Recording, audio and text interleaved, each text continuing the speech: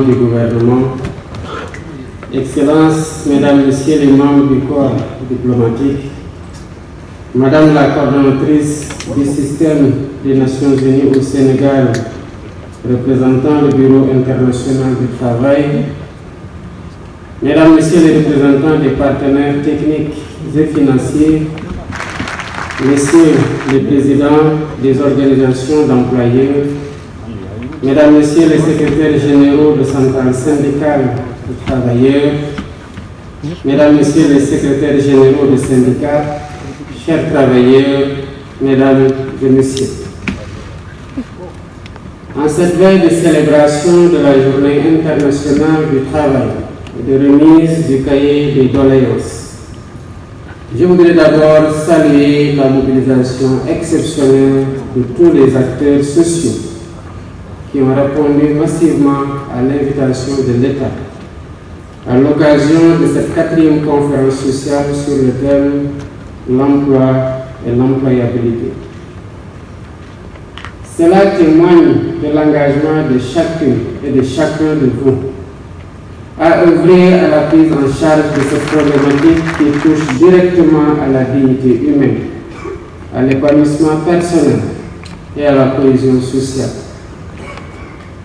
Cette conférence se déroule dans le contexte du renouveau du dialogue social dans notre pays, marqué récemment par la rencontre tripartite gouvernement, syndicats et patronat sous la présidence du Premier ministre et ayant permis de définir les contours d'un nouveau contrat social pour une croissance inclusive et durable. Pilier essentiel de la stabilité sociale et du développement humain, l'emploi constitue un garant solide du droit à une vie décente. Mais trouver un emploi qualifié requiert un ensemble de compétences, de qualités et d'aptitudes. C'est ce qu'on appelle l'employabilité. Il existe donc un lien interdépendant entre l'emploi et l'employabilité qui permet à un individu d'obtenir, de conserver et d'évoluer dans un emploi. C'est un défi permanent face aux bouleversements technologiques majeurs que connaît notre époque, notamment avec l'essor fulgurant de l'intelligence artificielle et l'utilisation croissante des robots et des services automatisés à la place des humains. Ces évolutions posent avec acuité la question de l'avenir du travail et les compétences de demain. Mesdames, Messieurs, le constat dressé par l'Organisation internationale du travail est déjà alarmant. Un jeune sur 5 dans le monde est sans emploi, sans formation, sans éducation.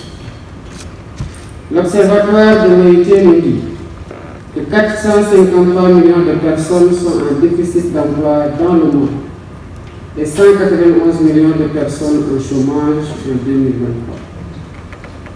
Cette réalité douloureuse exige une mobilisation immédiate, coordonnée et déterminée à l'échelle nationale et internationale. C'est pourquoi depuis le sommet des chefs d'État et de gouvernement tenu à Ouagadougou en septembre 2004, les États signataires de la Convention numéro 122 de l'Organisation internationale du travail se sont engagés à créer un cadre favorable à l'emploi pour tous. La Banque mondiale, consciente du phénomène, a appelé à lever les obstacles à l'emploi, indiquant que les pays en développement doivent créer 600 millions d'emplois supplémentaires d'ici 2030 pour accompagner la croissance démographique. L'objectif de développement durable numéro 8 des Nations Unies souligne également la nécessité de promouvoir des emplois décents et durables pour stimuler une croissance économique inclusive. Le Sénégal, à l'instar de plusieurs pays, est également confronté au défi de l'emploi et de l'employabilité, marqué par une démographie croissante une population très jeune et une économie dominée par le secteur informel. Malgré plusieurs initiatives et programmes en faveur de l'emploi, les résultats obtenus à ce jour sont peu satisfaisants. Les chiffres du dernier recensement de la population et de l'habitat de 2023 indiquent clairement l'ampleur du défi. 75% ont moins de 35 ans. Un taux d'emploi urbain de 44,3%, contre seulement 33,6% en milieu rural. Une disparité préoccupante entre les hommes et les femmes, ces dernières étant particulièrement frappées par le chômage avec un taux de 36,7%.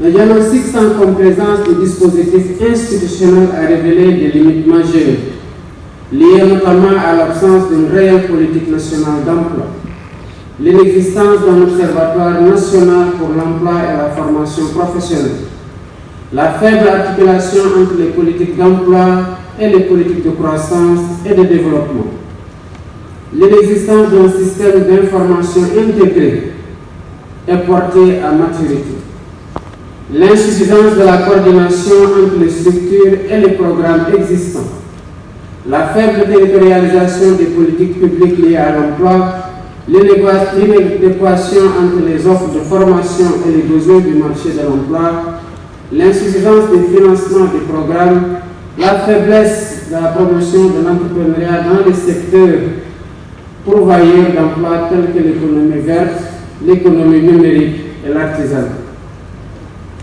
Face à cette urgence, il est impératif d'agir ensemble dans une démarche inclusive et pragmatique, afin d'élaborer une feuille de route ambitieuse, reposant sur un dispositif institutionnel adapté.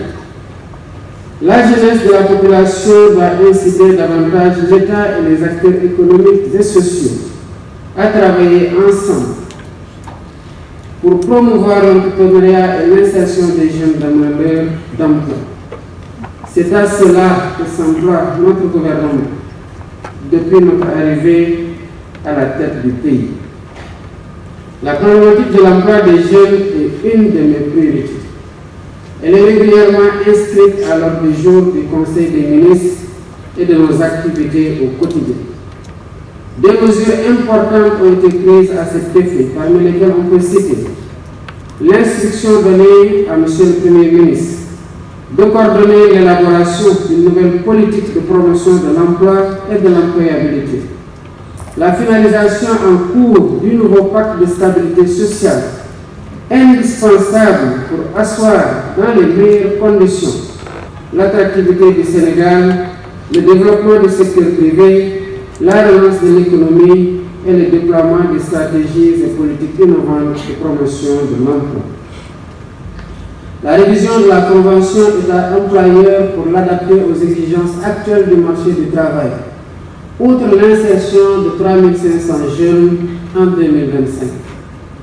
Les réformes en cours pour disposer